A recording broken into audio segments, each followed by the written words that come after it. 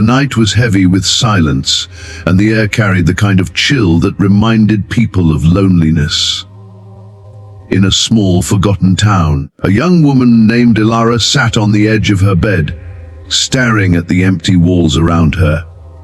She wasn't much older than 23, but her eyes held the weight of someone who had lived through a lifetime of sorrow. What made her story different was not just the pain she carried, but the way life had marked her with a scar deeper than flesh.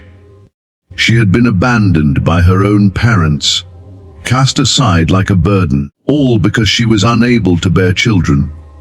To them, she was broken, unworthy of their love, unworthy of belonging. And so, they turned their backs on her, closing a chapter in her life that had only just begun. But the story did not end there. The real journey began when fate placed her in the path of a man who seemed to carry just as much loneliness as she did, though in a very different way. His name was Rowan, a lumberjack who worked tirelessly in the thick forests that surrounded the town. He was broad-shouldered, strong, and rough around the edges, but his eyes told a story of quiet grief. Rowan was not just a lumberjack. He was also the father of 4 children, each of them missing the warmth of a mother they had lost years ago.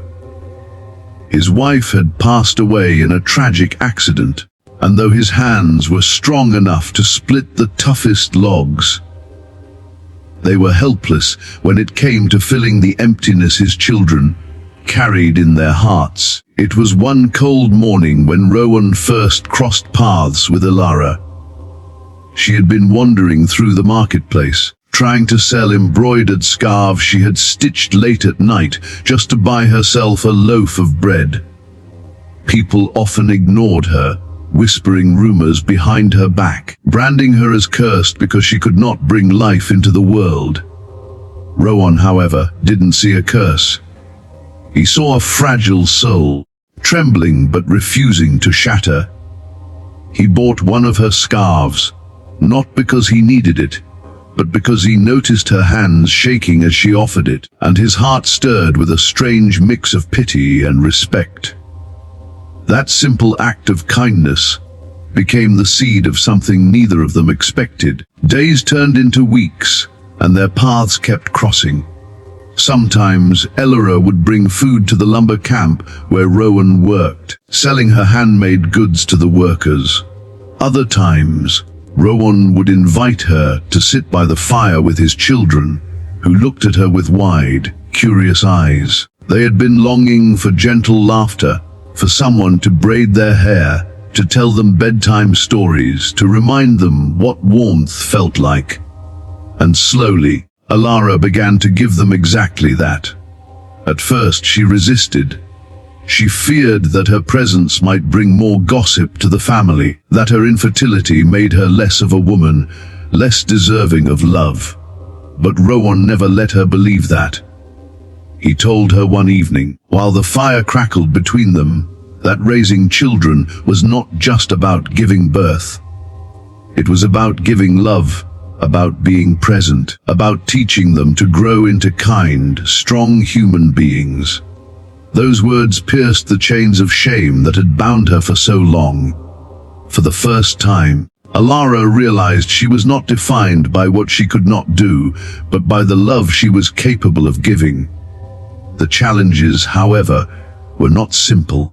Many in the town whispered cruel things. They told Rowan he deserved someone whole, someone who could give him more children. They told Ilara that she was selfish for accepting a place in a family where she could never truly belong by blood. Each insult was a storm, each doubt a shadow, but Rowan and Ilara stood together, refusing to let those voices define them. The children, too, began to defend her fiercely. They clung to her hands in the marketplace, calling her Mama, in front of everyone, breaking the chains of shame that once silenced her. There were moments of breaking and rebuilding. Nights when Rowan would wake up from dreams of his late wife, guilt dripping from his heart, because he feared loving someone new meant forgetting the woman he once adored. Elara would sit with him quietly, never trying to erase his grief, but instead holding space for it. She understood that love was not about replacing what was lost, but about opening new doors without closing the old ones. And that is what made their bond so deep. Elara found purpose not in her ability to give birth, but in her ability to nurture. She taught the children songs, braided their hair, stitched their torn clothes, and helped them with lessons when the nights grew long. In return, the children filled her heart with a kind of motherhood that was not written in blood, but carved in love. Rowan, too, found in her the partner he never thought he'd meet again. A woman strong enough to endure her own battles, gentle enough to heal his broken family, and brave enough to stand against a world that had tried to silence her. Years passed, and the forest seemed less lonely. The house that once echoed with silence now rang with laughter. Elara would sit by the window, watching Rowan chop wood, while the children played in the yard, and a smile would tug at her lips. She had been abandoned once, treated as less than human, but now she had found a place where she was seen, valued, and loved. Her story became a quiet lesson to everyone who once mocked her. People began to see that family is not built only on bloodlines, but on love, resilience, and the choice to stand by one another when the world turns cruel.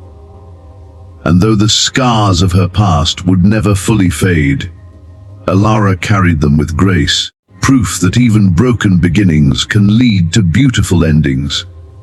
In the end, her journey whispered a message not just to those around her, but to anyone who ever felt discarded or unworthy. You are not defined by what others take from you. You are defined by what you choose to give, and in giving love, you can build a home stronger than any fate could destroy. And so, her life with Rowan and the children was not just survival. It was redemption, a story of how even the most painful rejections can lead to the kind of love that heals everything.